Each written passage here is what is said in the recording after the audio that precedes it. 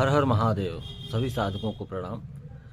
4-5 दिन हो गया हम लोगों की आपस में बातचीत नहीं हो पाई है।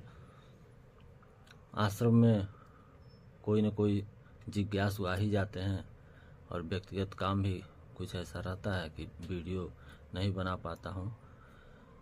वीडियो बनाने की आदत भी नहीं है, तो आज समय निकाल कर बैठा हूँ आप लोगों से बातचीत करने। फ़ोन से एक प्रश्न आया है। कमेंट में तो मैं रोज़ बोल रहा हूँ कि आप लोग कोई न कोई प्रश्न भेजिए जिसके समाधान में कोई न कोई वीडियो बन जाएगा, लेकिन आप लोग नहीं भेज रहे हैं। तो फ़ोन से एक प्रश्न आया है, उस पर थोड़ी चर्चा हो जाए। किसी ने मुझसे पूछा कि मनुष्य के जीवन में ज्योतिष की क्या उपयोगिता है। क्या ज्योतिष शास्त्र सही है? क्या ज्योतिष शास्त्र के अनुसार चलना चाहिए? क्या ज्योतिष शास्त्र जो कुछ भी बताता है उसके अनुसार जीवन को सही बनाया जा सकता है?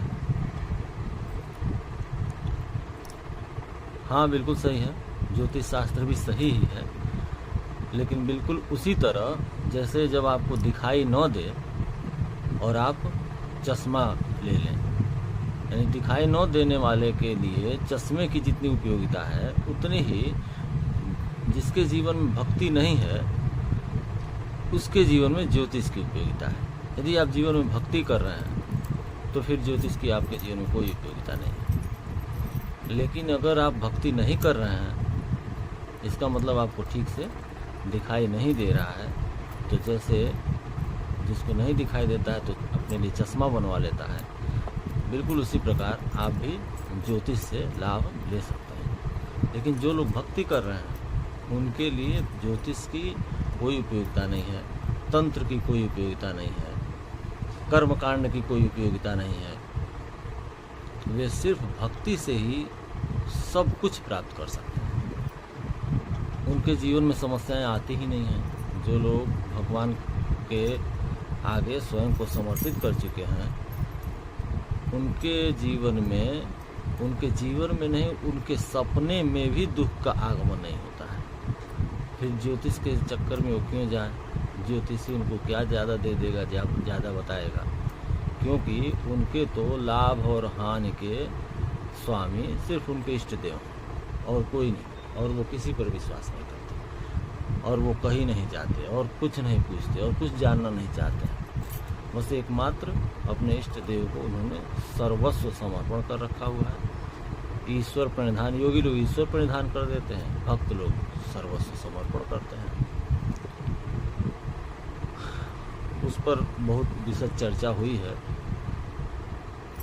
जब तक आप सर्वस्व समर्पण नहीं करते हैं तब तक भक्ति आपकी सिद्ध होती नहीं है। आप सोचते हैं कि शायद मैं भक्ति कर रहा हूँ, लेकिन आप भक्ति कर नहीं रहे होते हैं, आप दिखावा कर रहे होते हैं।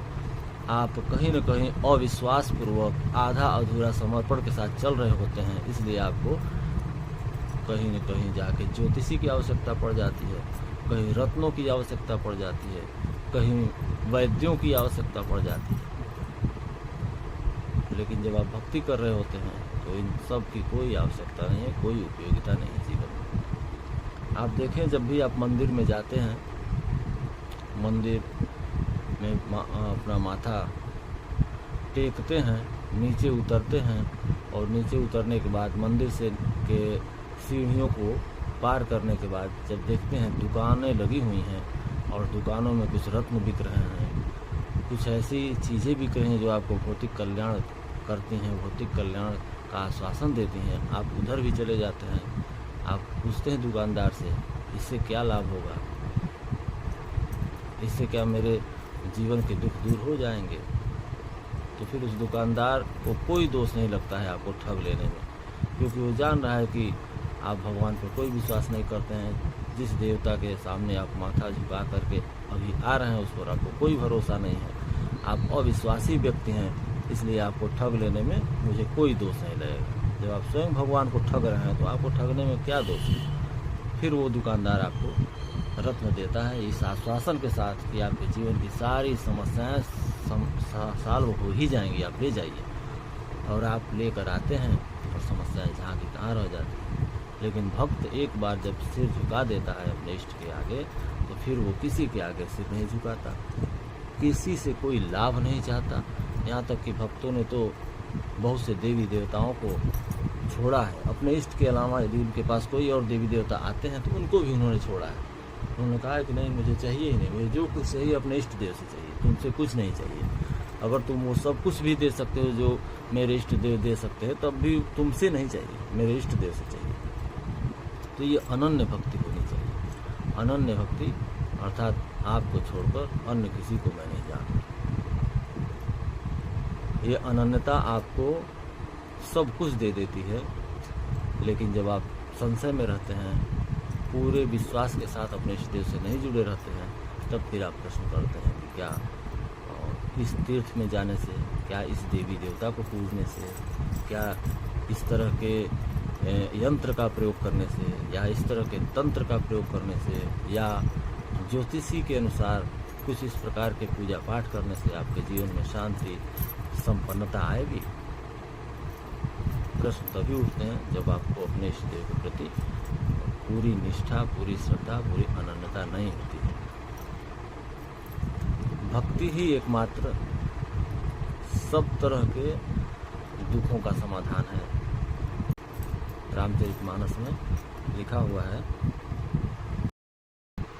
हिमते अनल प्रगट बरी होई, राम विमुख सुख पावन होई। ऐसा संभव है कि बर्फ से अग्नि उत्पन्न हो जाए, लेकिन ऐसा संभव ही नहीं है कि अपने इष्ट देव से, अपने भगवान से विमुख होकर कोई सुखी हो जाए। उपनिषदों का अध्ययन जो लोग करते हैं उनको ये पता है, वे लोग ये जानते हैं, उन्होंने ये अध्ययन किया होगा कि एकमात्र आत्म तत्व के ज्ञान के बिना आप सुखी नहीं हो सकते। दोनों बातें एक ही हैं। बहुत से लोगों को ये संदेह होता है कि आत्म तत्व का ज्ञान और भगवान की भक्ति दो बातें हैं, लेकिन ऐसा नहीं है। आत्म तत्व का बोध होना और भगवान की भक्ति करना, निष्ठापूर्वक भगवान की भक्ति करना, दोनों एक ही बातें हैं। शंकराचार्य ने स्पष्ट कहा है इस बात को। शंकराचार्य ने तो स्पष्ट बताया हुआ है, स्वस्वरूपे अनुसंधानम भक्ति रित्य विधीयते। स्वयं के स्वरूप का अनुसंधान ही तो भक्ति है, और स्वयं का स्वरूप ही आत्म तत्व है। शंकराचार्य ने बताया। हम लोग सोचते हैं शायद किसी मूर्ति की पूजा करना भक्ति है, लेकिन नहीं। शंकराचार्य ने, जिनको आप लोग मानते हैं कि हिंदू धर्म के पुनर्स्थापक हैं, वो उन्होंने भक्ति का स्पष्ट एक ही पंक्ति में बताया हुआ है, स्वस्वरूपानुसंधानम भक्ति रित्य विधीयते। स्वयं के वास्तविक स्वरूप का अनुसंधान ही भक्ति है। यदि हम लोग जिस प्रकार की भक्ति करते हैं उसमें तो मैंने बताया है, अनन्यता होनी चाहिए, अपने इष्ट देव के प्रति पूर्ण प्रेम होना चाहिए, पूर्ण समर्पण होना चाहिए। अगर ऐसा है तो वो भी भक्ति ही है, और उससे वही मिलता है जो आत्मज्ञान के प्रति, आत्मज्ञान के मार्ग पर जो लोग चल रहे हैं, जिनको उनको जो मिलता है। रामचरितमानस में तो पूछा गया, भक्ति ही ज्ञान ही नहीं कछु भेदा, उभय हरहि भव संभव खेदा। दोनों से जगत के दुखों का नाश होता है। दोनों एक ही चीज़ हैं। आपको चलने के तरीके थोड़े से अलग बता दिए गए हैं, लेकिन दोनों की उपलब्धियां तो एक ही हैं। उभय हरहि भव संभव खेदा। यदि आप ज्ञान मार्ग से चल रहे हैं तब भी, भक्ति मार्ग से चल रहे हैं तब भी, आपके सांसारिक दुखों का अंत होना ही होना है। लेकिन आप चल ही नहीं रहे हैं, आप दुखों की तरफ ही जा रहे हैं, संसार की तरफ ही जा रहे हैं। संसार दुखों का घर है और भगवान सुखों के, आनंद के, राशि आनंद के स्वरूप है। आप किधर जा रहे हैं आप खुद देखें। यदि आप मंदिर में जाते हैं और मंदिर से भगवान से फिर संसार की तरफ जाने के लिए, सांसारिक चीज़ों की वृद्धि के लिए, सांसारिक उपलब्धि के लिए प्रार्थना कर रहे हैं, तो आप भक्ति ही कहाँ कर रहे हैं।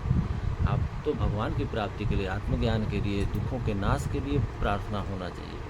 आप पुनः वही दुखदायी चीज़ों की मांग कर रहे हैं तो दुखी होना ही होना है। संसार दुखों का घर है और भगवान ही आनंद के सागर हैं, सुखों की खान है।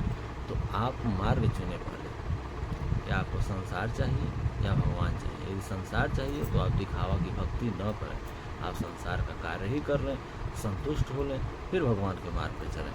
और भगवान के मार्ग पर अगर आपने पहला कदम रख लिया तो दुखों का अंत वहीं हुआ, उसी समय हो गया। फिर आपको सपने में भी दुखों का आना संभव नहीं है।